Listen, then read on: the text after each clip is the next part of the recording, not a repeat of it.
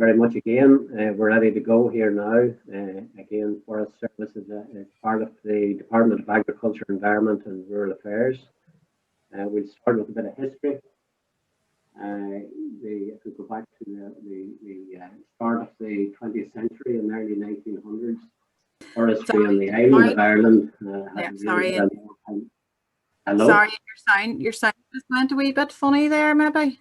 Okay. Where do I see if we get this? Moving backwards and forwards. Is that any better? Yeah. Okay. Perfect.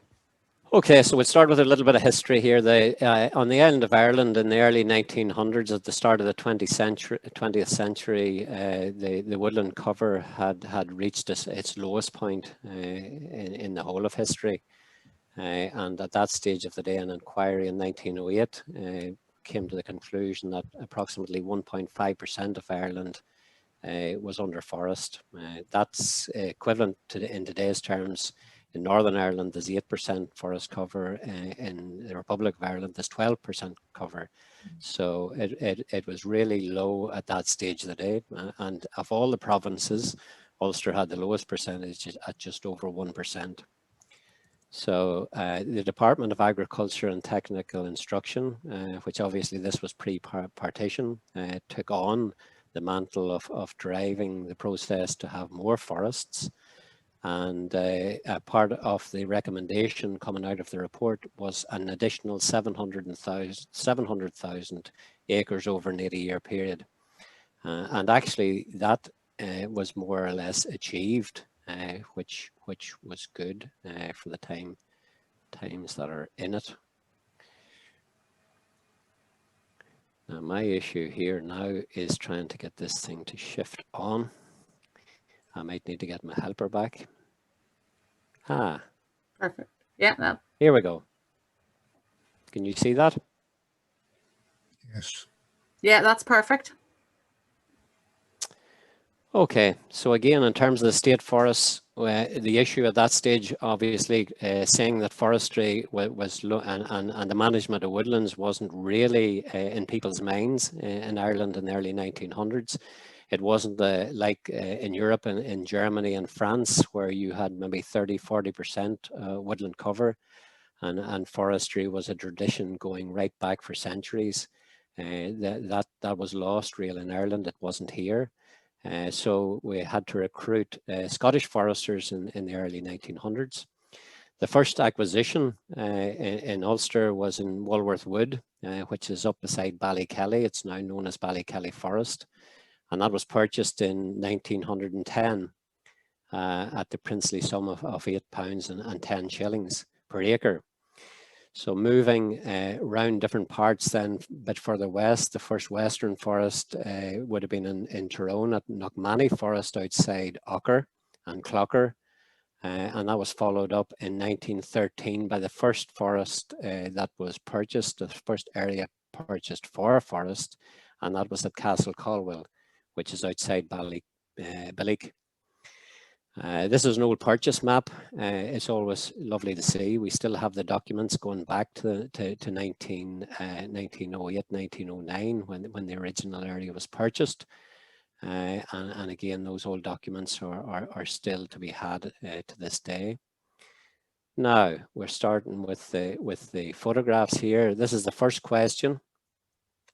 And it's not where the viewpoint is. It's that peninsula that runs out into the lake.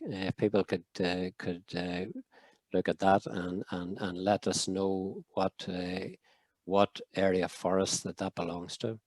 And as a bonus point, just to the top right at the lake, there's another forest there that runs across towards the Blue Stack Mountains in Donegal.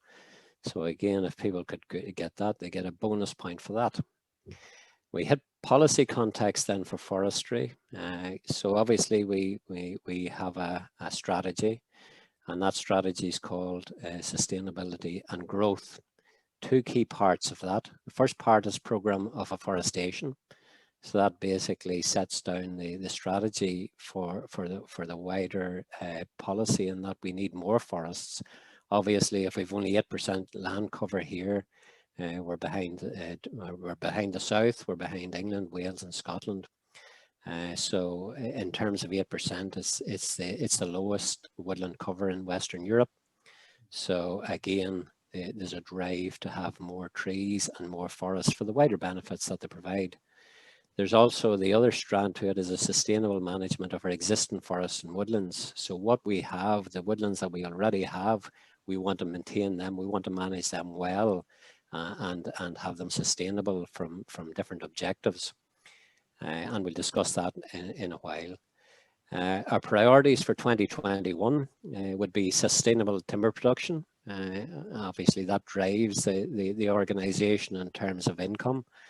We regenerate those areas. It's very important to make sure that they're regenerated, and we also protect our forests in different ways from diseases, from various sources. The second objective is to retain certification of good forest management through independent audit. Again, we are audited independently to demonstrate that how we carry out our management is to good standards, international standards.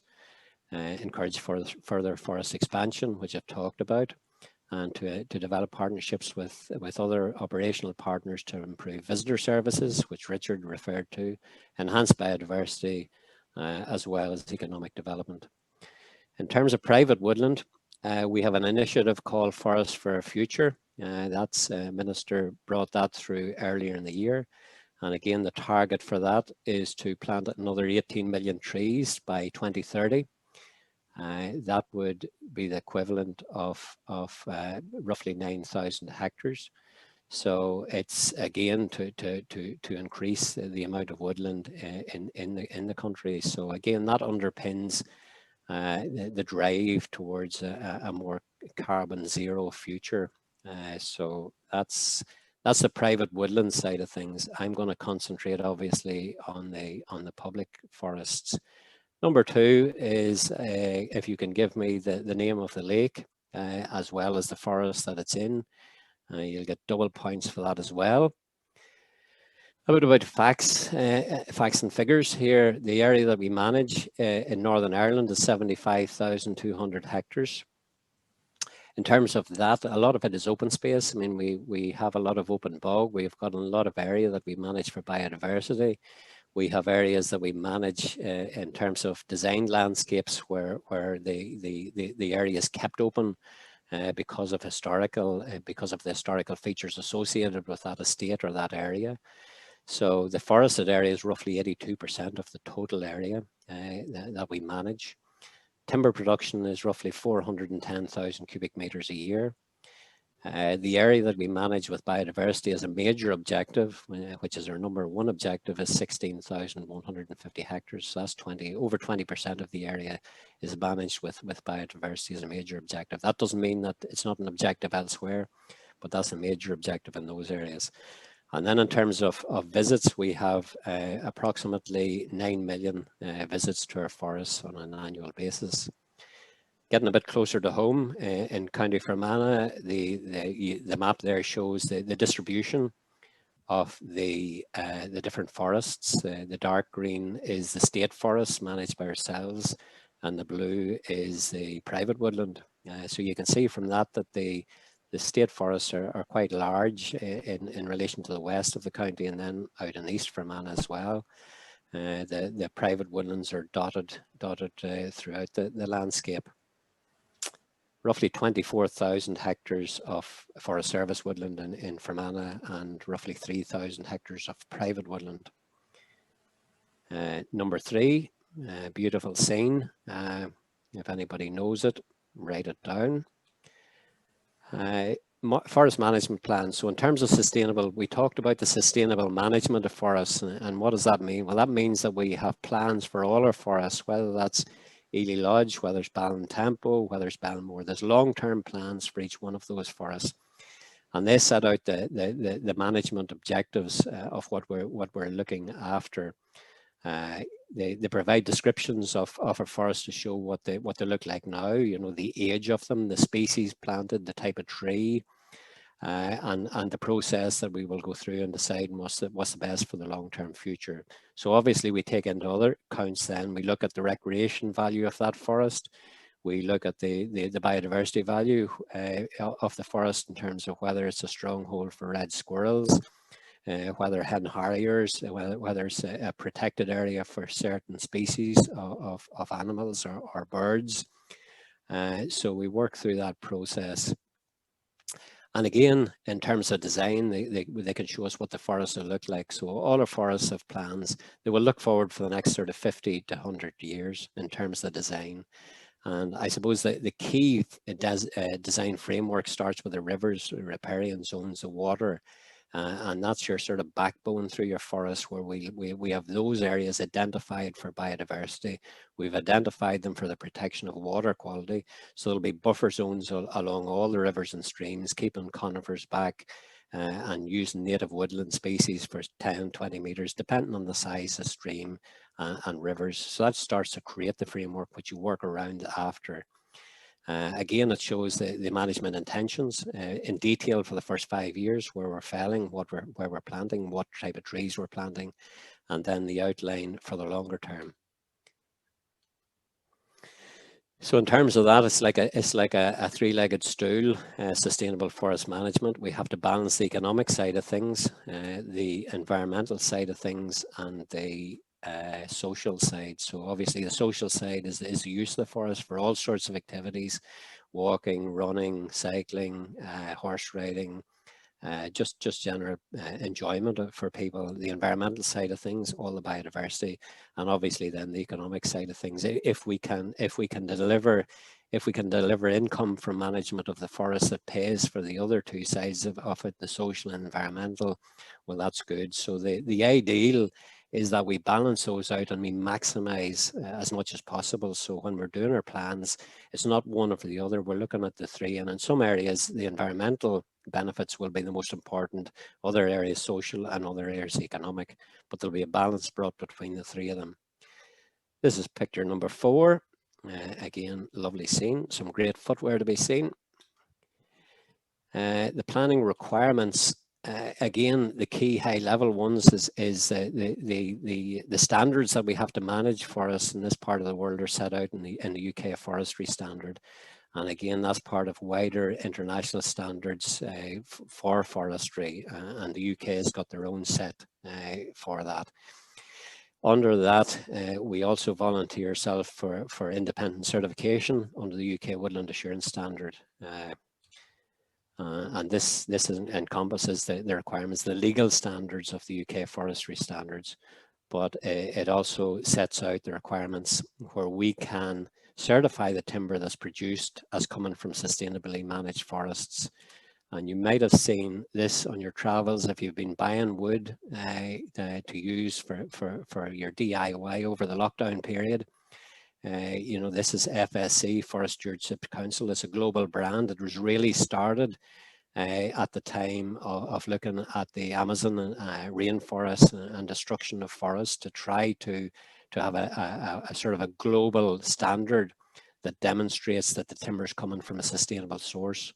So because we have that independent certification, it means that the mills that buy our wood, the timber they can produce, they can stamp that, and that gives the customer the satisfaction and the confidence that they're buying timber from a sustainable source.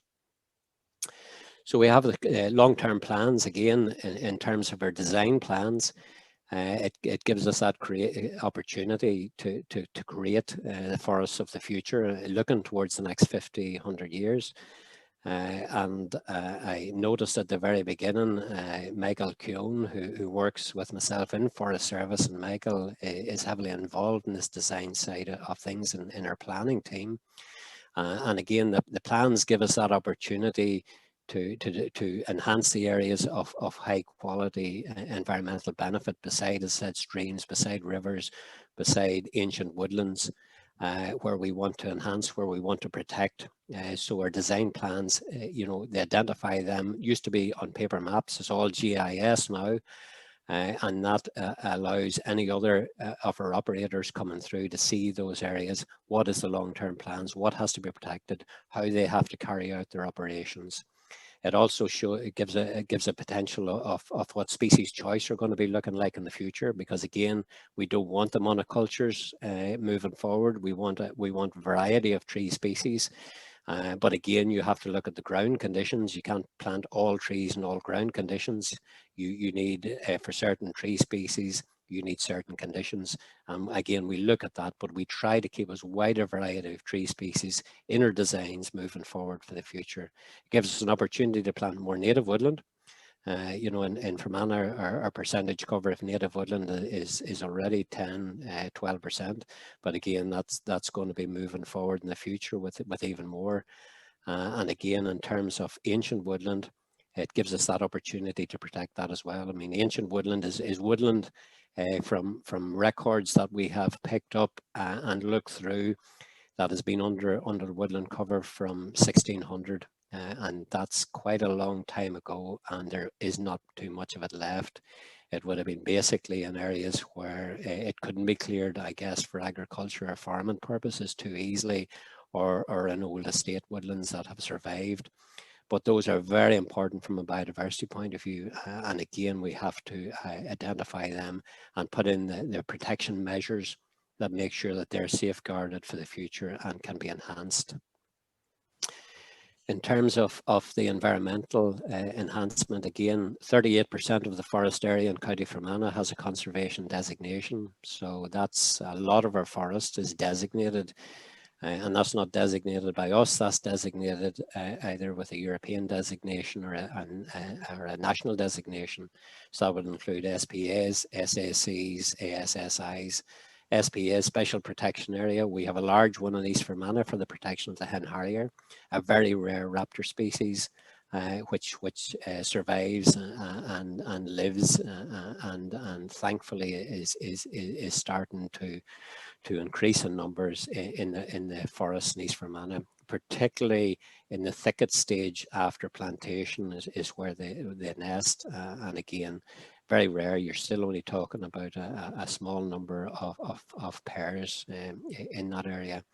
And the SAC, a special area of conservation, an example being the limestone scarps in West Fermanagh.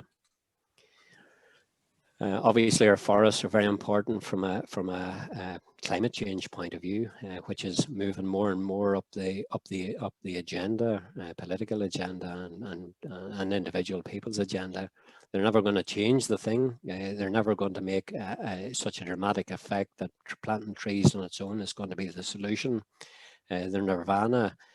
But what they will do is that they will still increase the amount of oxygen, reduce the potential of carbon, reduce carbon by taking in carbon dioxide and producing oxygen.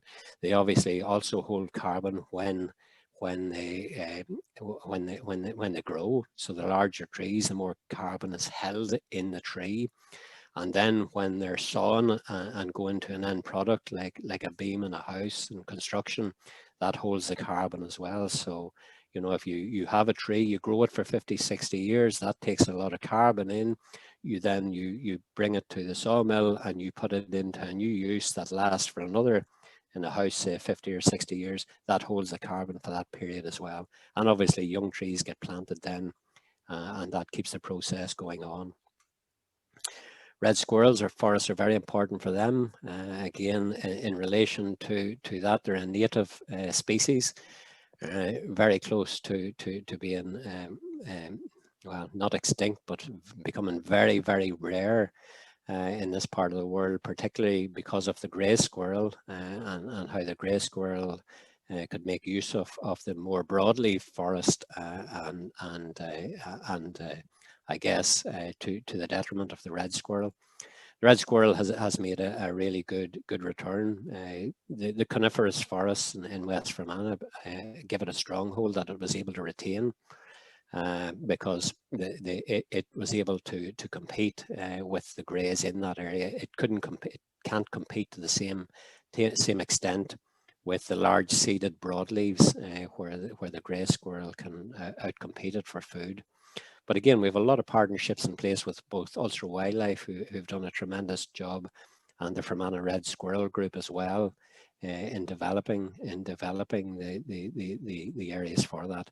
One of the things we do, again, for red squirrel, we pick out stands of trees which are the best in terms of the feeding grounds for the red, and we grow them on as long as possible. We try to retain that for as long of a rotation as possible, and again grow other trees in its place. 5, we must be nearly halfway. You'll be thankful. That's another view. I'll have to read at the end to find out where that is. Another work we do in terms of the environment is invasive species. A lot of our forests, and this probably people think is not just beautiful, rhododendron, fantastic in flower, but rhododendron can cause a lot of issues in terms of ground flora and in terms of our native flora. And again, you might see in some of the forests about County Fermanagh, about the lakelands, where we have cut down rhododendron and we've sprayed. We try to eradicate it if at all possible, to allow the native flora to take its place, which is obviously far more beneficial for wildlife. So you've got that, you've got giant hogweed, you've got Japanese knotweed, and we survey our forests and we monitor for that, and we take action as required. Unfortunately, we do get hit sometimes as well in terms of fires, not necessarily started in forests, but can spread to forests. And again, this time of year, from now right on to the end of June, is a fire danger time, with sort of white grasses, dead vegetation, and again can be very detrimental to both the trees and the wider wildlife. So it's something, again, we monitor. Our foresters, we have a rota and we monitor, and again we have a very close relationship with the Fire and Rescue Service, where we have identified our risk maps in relation to age classes of trees, and we share that, and we share practices and drills with the Fire and Rescue Service. Sad photograph there, that's a little leveret that obviously just got caught in the wrong place. He actually initially ran out of the fire and then for some reason ran back, and that happened. And you know, up on the top of Slieve Bay a number of years ago, outside 5 Mile Town, again we found a red grouse in a nest, again with the fire all around, and obviously dead as well.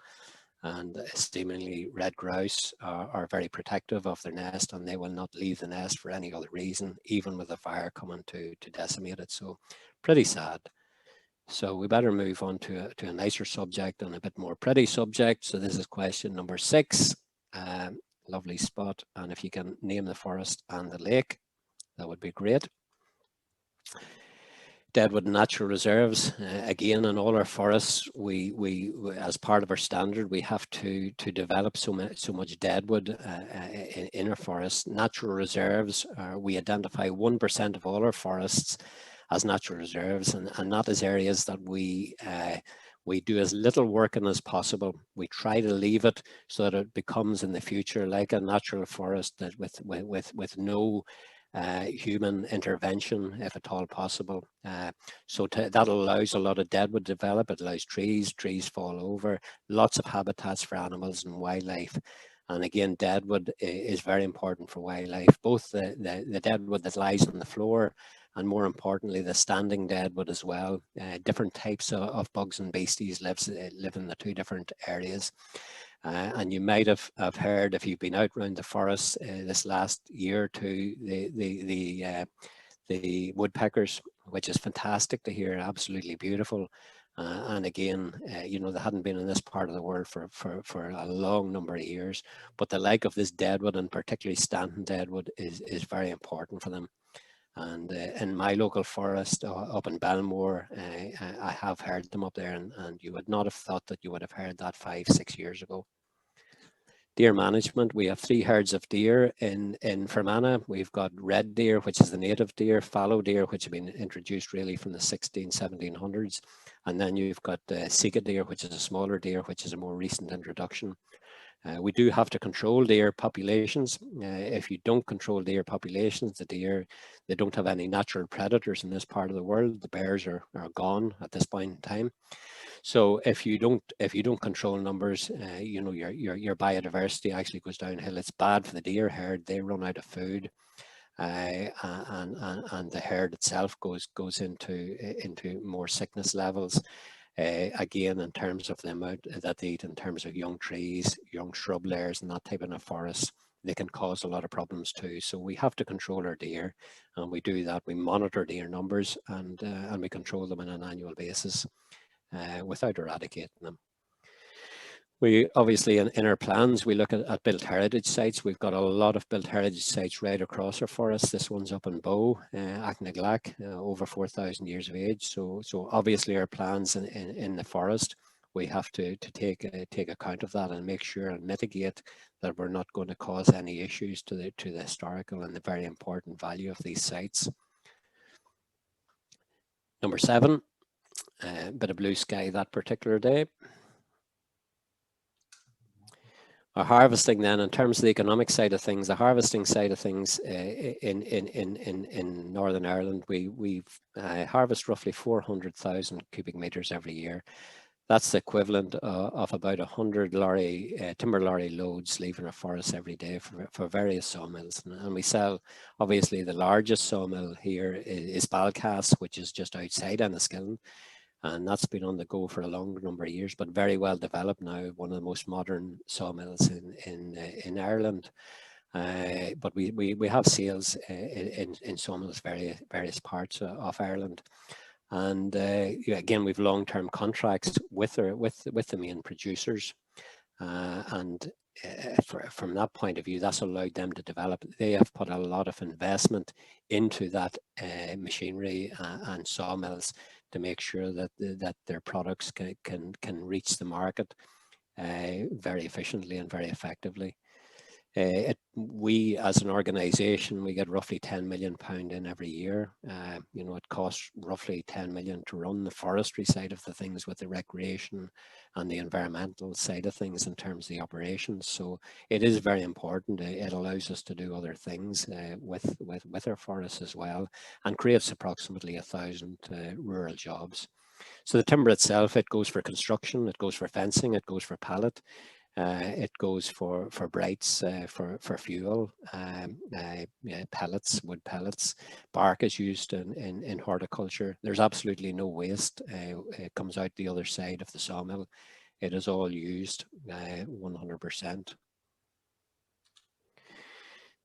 So, and roughly the timber processing side then contributes roughly 60 to 80 million pound to the local economy. So the raw material brings us in 10 million, but then with added value in terms of the timber itself, because obviously it costs money to process it and work through, and then the sales. So the photographs you can see here, it's nearly all done with machinery now. The like of the old chainsaw gangs are long gone. So machinery and mechanization is the key part of it. And again, a lot of these operators are very well trained and have a lot of competencies. It's not simple, and a lot of computers within the cab, which they have to be on top of their game. The photograph in the bottom right is actually on one of the islands outside Castlecaldwell, where again we cut. It was planted in the 1950s, and it was ready for harvesting. We harvested the conifer trees off it, and that's now developing into a native woodland. We didn't plant conifers back on that again, but we've allowed it to develop, and it's developing very nicely as a native woodland. Where we can, we try to thin our plantations out. So this is up at Blackslee. On the way down to the waterfall, so you can see it's more open, it's not thick, and it lets a bit more light onto the floor.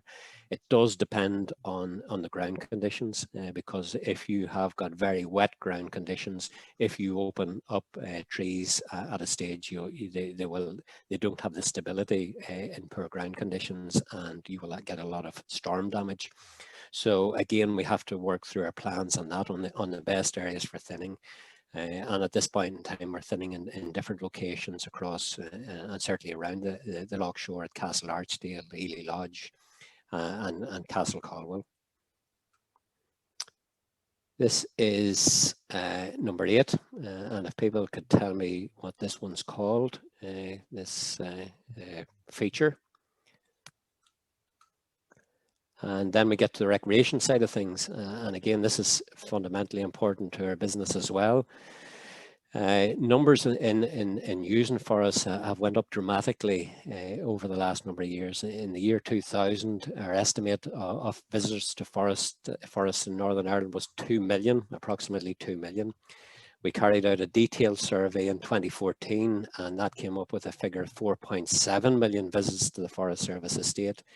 And the most recent one, which was published last year, the 2019 Forest Visitor Survey, came up with 8.7 million. So it nearly doubled in 5 years, the numbers of people using the forest.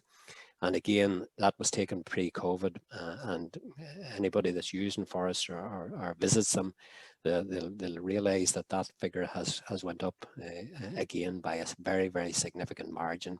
So it's very, very important to people. The forests are open to people to use, and we encourage people to use it for their physical, their activities, their health and well-being. Is fundamentally important.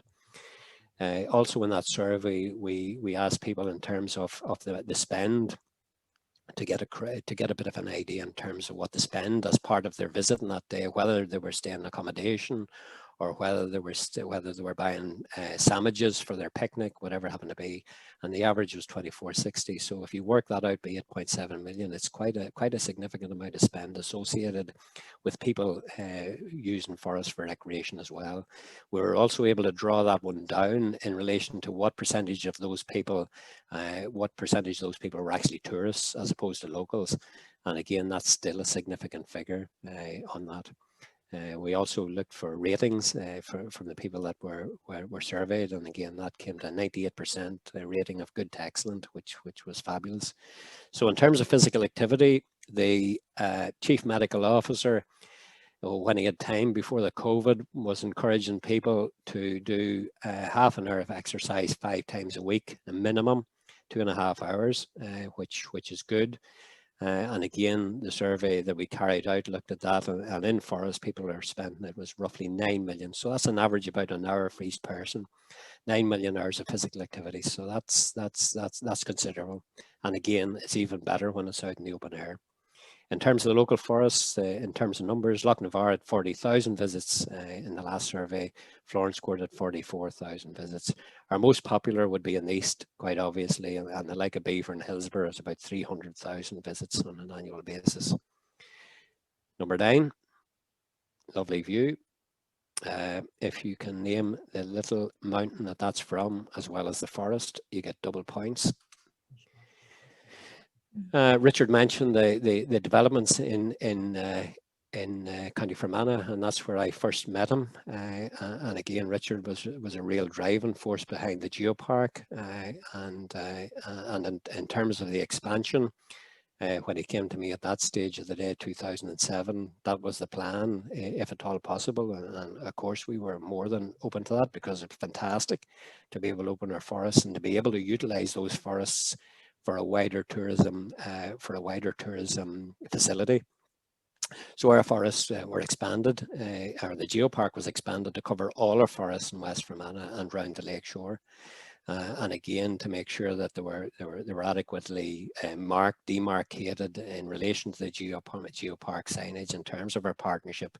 So we've trails right across forests, right across West Fermanagh, round the lake, Castle Archdale, Jenkin, as well as East Fermanagh.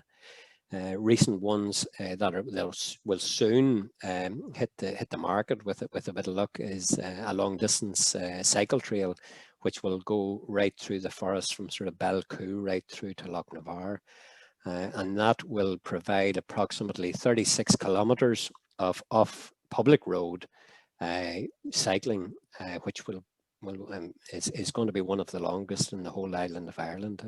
Absolutely fantastic. It's not all of public road. Of the 36 kilometres, maybe 4 kilometres is on public road, but very minor public roads. So again, potentially great marketing for the geopark. We're also working and have worked with Florence Court, with the National Trust, and the development of the new trail centre there. And again, to pull that together in terms of the market there for tourists coming to Florence Court. We're currently working with council in Lough Erne and Castlecaldwell, looking at what plans should be put in place in those areas. So these are long-term plans, and when they actually come to fruition, it's really great to see and good for people. There's a few faces in relation to that's the geopark again, in terms of the expansion, and UNESCO coming across to check us all out. Lough Erne itself was seen as a sort of one of the key areas within the geopark, and our partnership again with the council allowed a lot of the trails there to be improved. It allowed us to be able to be able to source money to improve the forest drive. So I think over the last number of years there's been over £1 million coming from various sources in relation to Lough Erne. And that has really brought it on. But again, it's that partnership with the geopark and ourselves which has allowed that to happen. Each organisation on its own wouldn't have been able to deliver to the same standard. That's the new visitor centre in Florence Court, again built in partnership with the National Trust to improve the sort of tourism product in County Fermanagh. This is cycling trails in Castle Archdale. Again, those are developed and marketed, and we work closely with NIA, obviously, in Castle Archdale as well as the geopark. Number 10, and I think that's the last one, and that's a place very close to my heart. So that's the whole thing. So if people want to see or get the answers to these questions, they'll have to remember the questions asked in the first instance. Number 1 is obviously Castlecaldwell in the foreground, and up to the far right we have Tullychurry, looking out towards the Blue Stack Mountains. Beautiful view from Lough Erne. Number 2 is Lough Erne, again in Lough Erne. Number 3 is Coral Glen, just towards the headwaters of the Sillies River. Number 4 is Ely Lodge, heading up towards the viewpoint at Carrickray. Number 5 is Connacher. Number 6 is Carrigan, and the lake is called Lough Formal in the foreground. Well worth a walk if you haven't done it. Number 7 is Jenkin Lakes, Jenkin Mountain outside 5 Mile Town. Number 8 is up in Lough Erne. It's called Old Man's Head. Don't know why it couldn't be called Old Woman's Head, but at this point in time it's called Old Man's Head. Number 9 is up in Big Dog Forest, and again for the bonus point, the actual view is taken from Little Dog, and again fabulous view. And number 10 is up in Belmore Forest, and it's Polnagollum Cave. Just finished with a little logo from the Royal Scottish Forestry Society, which I always enjoy, and their motto is, "You may be sticking in a tree, it will be growing when you're sleeping." So I'll just finish at that, and thank you very much for your time.